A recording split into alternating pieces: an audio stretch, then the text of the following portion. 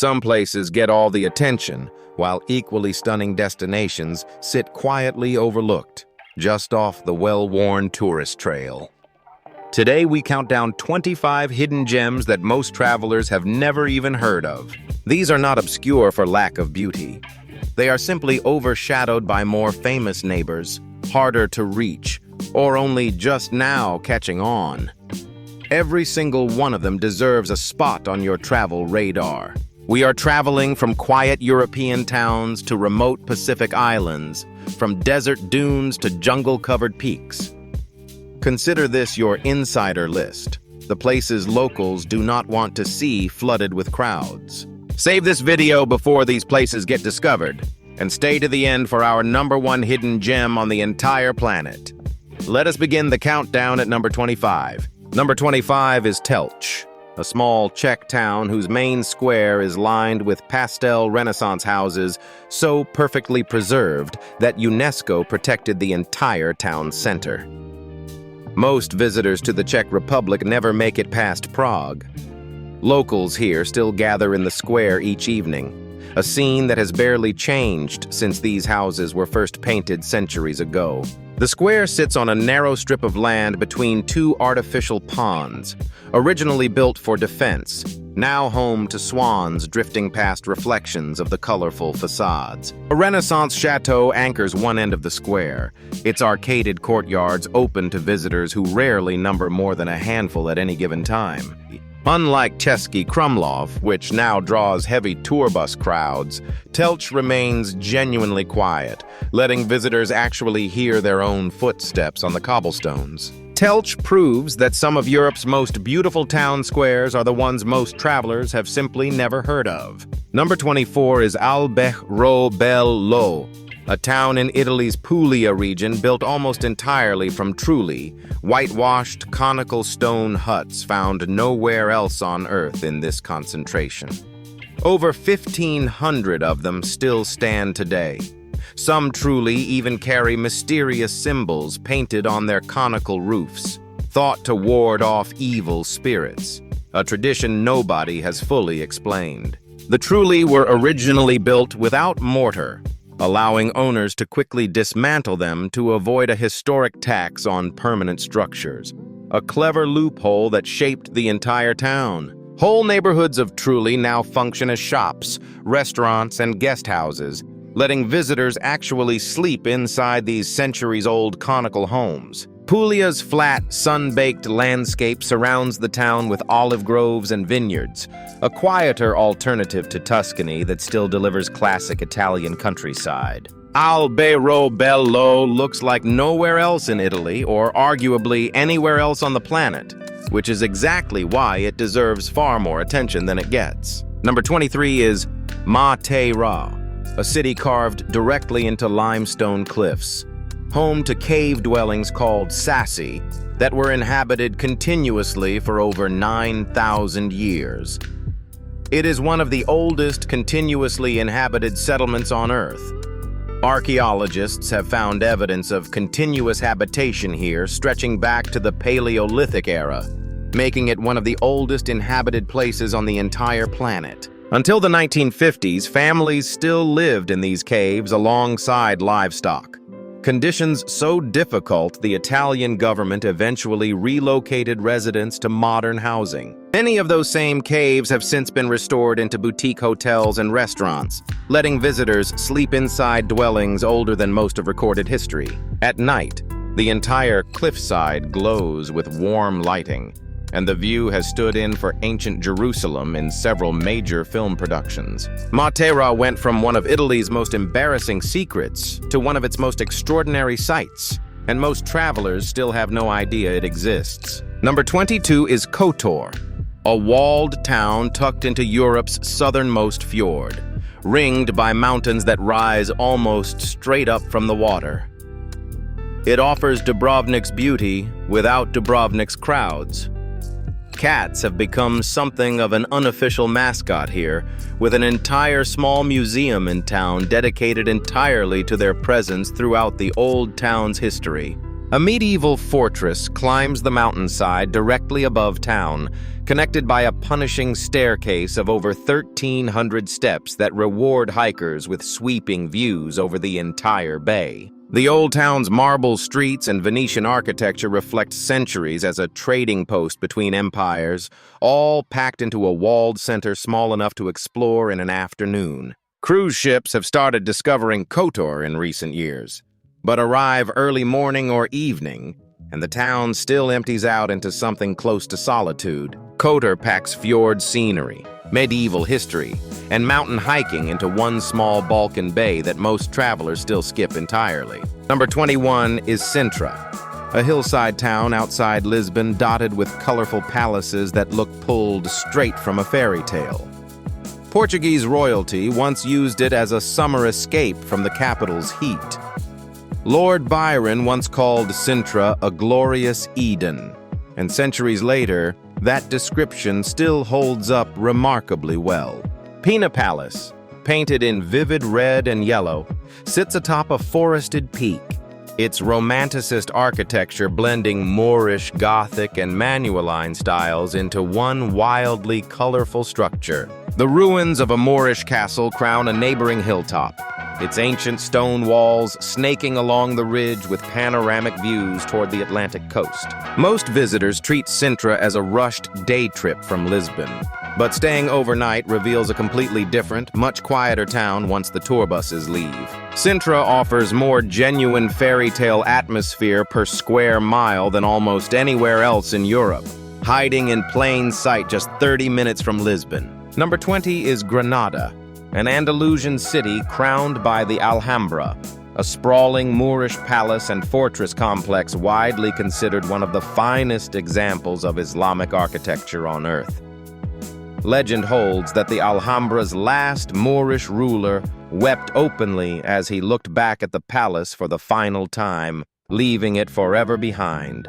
Intricate tile work, carved archways, and reflecting pools fill the Alhambra's courtyards, all built during centuries of Moorish rule before the Christian reconquest of Spain. The Albayacin, Granada's old Moorish quarter, climbs a hillside of whitewashed houses and narrow lanes directly across from the Alhambra, offering the best photo angle in the entire city. Snow-capped peaks of the Sierra Nevada rise visibly behind the city, close enough that skiing and sightseeing can genuinely happen on the same winter day. Granada blends Moorish, Christian, and mountain landscapes into one city that consistently gets overlooked in favor of Barcelona and Madrid. Number 19 is Senja, a Norwegian island above the Arctic Circle with jagged peaks and fishing villages that rival the famous Lofoten Islands, minus the crowds. Locals often call it Norway's best-kept secret.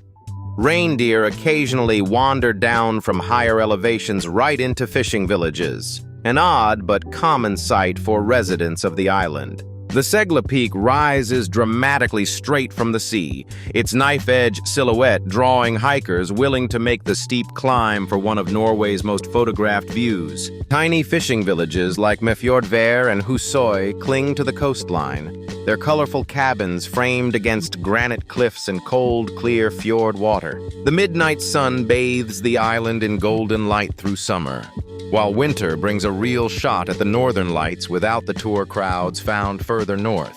Senja offers everything travelers love about Lofoten: mountains, fjords, and fishing villages, with a fraction of the visitors. Number 18 is the Qroh and Spit, a narrow sand dune peninsula stretching 60 miles between Lithuania and Russia. So unique it earned UNESCO World Heritage status for its shifting, wind-sculpted dunes. German writer Thomas Mann built a summer house here in the 1930s, drawn by the same dramatic dunes that still captivate visitors today. Some dunes here rise over 200 feet, among the tallest drifting sand dunes in Europe, constantly reshaped by Baltic sea winds over centuries. Pine forests, planted over a century ago to stop the dunes from swallowing entire villages, now cover much of the peninsula in dense, quiet woodland. Fishing villages like Nida dot the lagoon side, their traditional wooden houses painted in the same blue and brown patterns used for generations. The Kew Roach Neon Spit remains one of Europe's least visited natural wonders, a landscape that feels more like a desert than anywhere near the Baltic Sea. Number 17 is Khiva, a walled oasis city along the old Silk Road, its entire old town preserved as a living open-air museum of Islamic architecture. Few travelers make it this far into Central Asia. Slave caravans once passed through this same walled city centuries ago, a darker chapter of Silk Road history still remembered in local museums today. Turquoise tiled minarets and mud brick walls fill the Ichin Kala, the inner walled city, largely unchanged since caravans crossed the desert here centuries ago. The Kalta Minor minaret, intended to be the tallest in the Islamic world, was left unfinished at just over 90 feet, its wide turquoise base looking almost otherworldly against the desert sky. Uzbekistan has opened up dramatically to tourism in recent years, yet Khiva still receives a fraction of the visitors of neighboring Silk Road cities like Samarkand. Khiva offers one of the most complete surviving Silk Road cities on Earth, and almost nobody outside Central Asia has ever heard its name. Number 16 is Mestia, a mountain village in Georgia's remote Sva Nati region, famous for medieval stone defensive towers that still rise above every rooftop. The Caucasus Mountains surround it on every side. Blood feuds between families once required these towers for genuine defense, a violent history now replaced entirely by hiking tourism and mountain guest houses. These towers, built centuries ago to protect families during clan warfare and avalanches, number in the hundreds across the region, giving villages a fortress-like silhouette against snowy peaks. Ush Guli, one of the highest continuously inhabited settlements in Europe, sits a rugged drive beyond Mestia, offering views of Mount Shkara, Georgia's tallest peak. Hiking trails wind through the Sva Nati region past glaciers, alpine meadows, and villages that have changed little in centuries, still largely untouched by mass tourism. Mestia delivers Alps-level scenery with Silk Road history layered on top, and it remains one of Europe's most overlooked mountain regions. Number 15 is Songkol Lake, a high-altitude alpine lake in Kyrgyzstan, surrounded by rolling green pastures where nomadic families still herd horses and sheep each summer, exactly as they have for centuries. Eagle hunting, a centuries-old Kyrgyz tradition using trained golden eagles, is still practiced by a small number of families near the lake. Sitting over 10,000 feet above sea level, the lake stays accessible only a few months a year, its surface reflecting the surrounding mountains under wide-open Central Asian sky. Visitors can stay overnight in traditional yurts with nomadic families, sharing meals of fresh dairy and bread prepared exactly the way Kyrgyz herders have for generations. Horseback riding remains the primary way to explore the surrounding hills, with multi-day treks connecting Songkol to other remote corners of the Tian Shan Mountains. Songkol Lake offers one of the last genuinely nomadic travel experiences left on Earth, and almost no one outside serious trekking circles has ever heard of it. Number 14 is Jeju Island, a volcanic island off South Korea's coast known for lava tube caves, waterfalls, and a dormant volcano that dominates the island's center. Most international visitors to Korea never make it past Seoul. Stone statues called Dol Hareubang, carved from volcanic rock, stand guard across the island and have become an unofficial symbol of Jeju itself. Halasan, South Korea's tallest peak, rises at the island's center, its crater lake reachable by a full-day hike through changing volcanic landscapes. Monjungle Cave, one of the longest lava tube systems on Earth, stretches for miles underground, its lava formations still remarkably intact after thousands of years. Jeju's Henyo, female freedivers who have harvested seafood by hand for generations without oxygen tanks, represent a UNESCO-recognized tradition still practiced today by a shrinking number of elder women. Jeju blends volcanic geology, ocean cliffs, and centuries-old tradition into an island most travelers to Asia completely overlook. Number 13 is Sapa, a mountain town in northern Vietnam surrounded by rice terraces carved into steep hillsides by ethnic minority communities over hundreds of years. Clouds often roll through the valley below at eye level. Some of these rice terraces have been farmed continuously by the same family lines for well over 100 years, passed down generation after generation.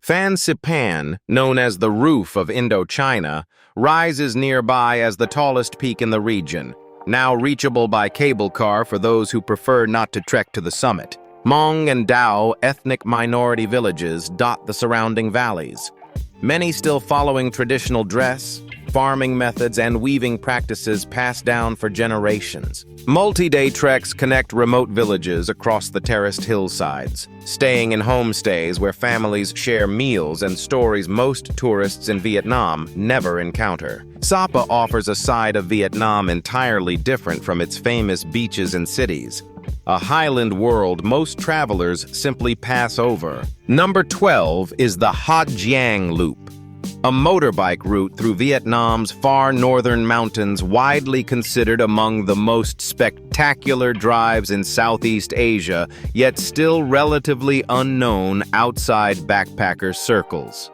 The route only fully opened to independent travelers within the past decade, which is a big part of why it still feels genuinely undiscovered. The road twists along the Ma Pi Leng Pass, carved directly into limestone cliffs hundreds of feet above the No Quay River, a feat of engineering built largely by hand in the 1960s. Terraced buckwheat and rice fields cover the surrounding hillsides, turning entire valleys pink and white when the buckwheat blooms each autumn.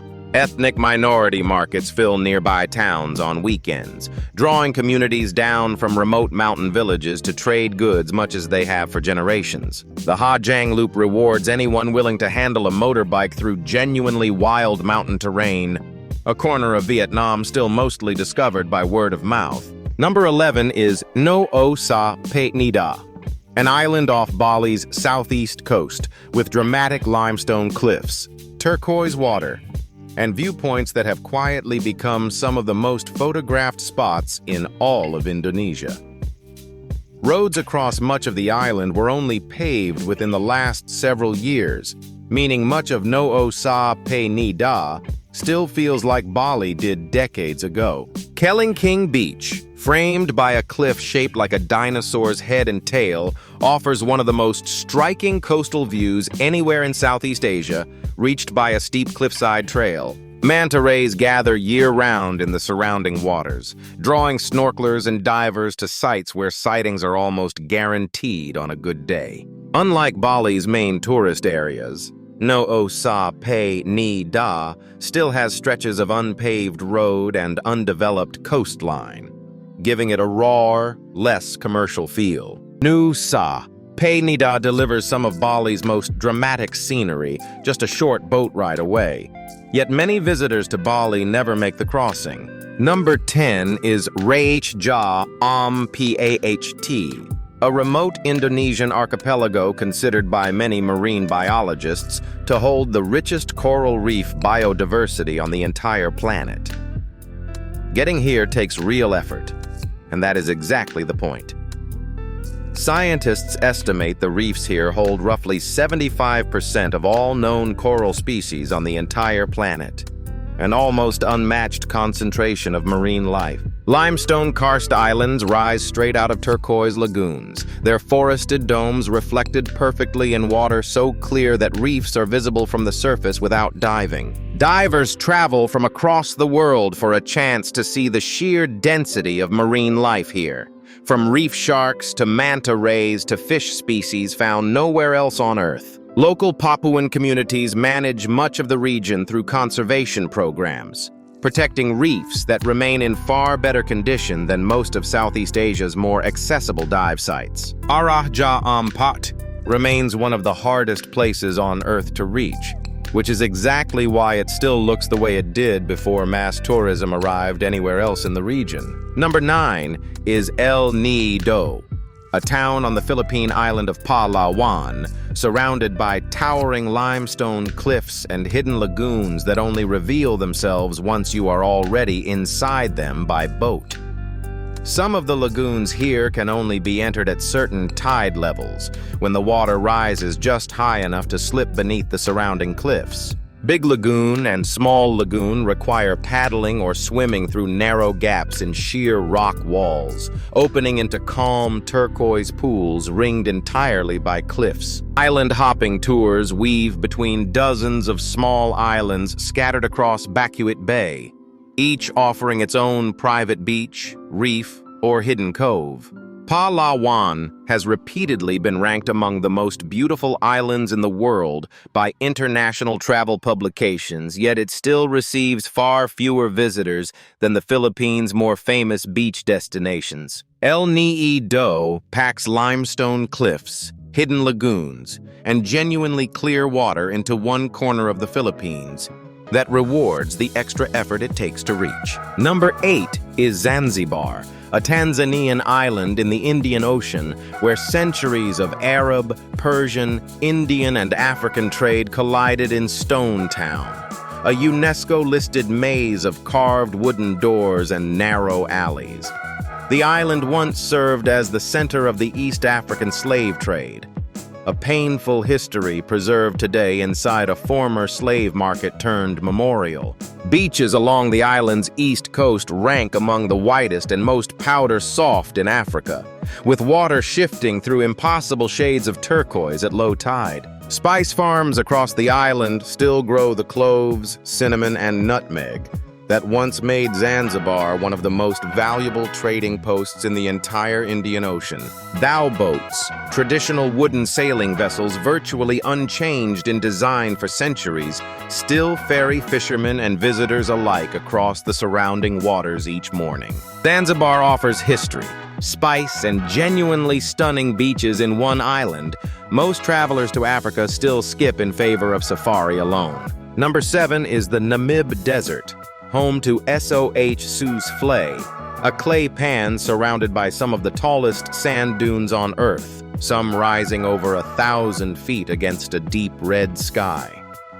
Scientists believe the Namib Desert has existed in some form for over 55 million years, making it far older than the Sahara. Deadvlei, a pocket of the desert nearby, holds the blackened skeletons of camel thorn trees, dead for centuries but preserved almost perfectly by the bone-dry desert air. The dunes shift color throughout the day, glowing deep orange at sunrise and sunset, drawing photographers from across the world for a handful of perfect minutes of light. Wildlife somehow survives in this extreme environment, with oryx and desert-adapted elephants occasionally spotted moving between the dunes and sparse desert vegetation. The Namib is considered the oldest desert on Earth, and despite its otherworldly scenery, it remains one of the least visited landscapes on the entire continent. Number 6 is Wadi Rum, a vast desert valley in southern Jordan carved from red sandstone and granite,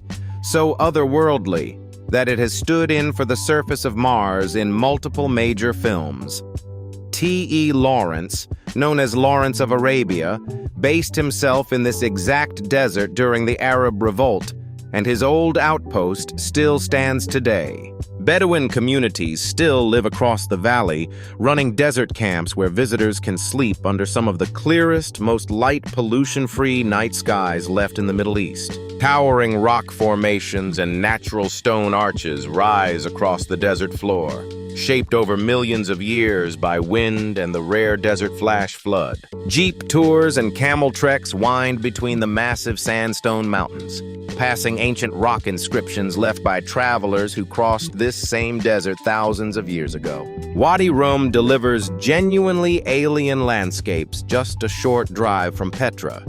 Yet many visitors to Jordan still rush through without spending a night under its stars. Number 5 is Keokulka Canyon, one of the deepest canyons on Earth, more than twice as deep as the Grand Canyon in places.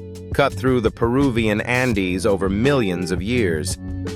The canyon plunges over 10,000 feet at its deepest point, a scale so extreme it remained largely unmeasured by outsiders until the 20th century. Andean condors, among the largest flying birds on the planet, ride thermal currents rising from the canyon floor, drawing early morning crowds to watch them soar at eye level from the rim.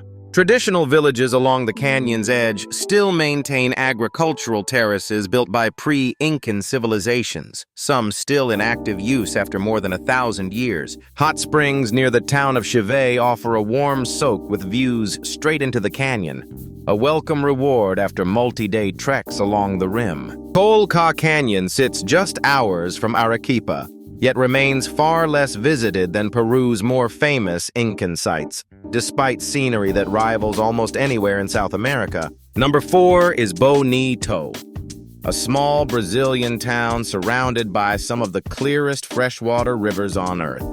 So transparent that swimming through them feels closer to flying than floating.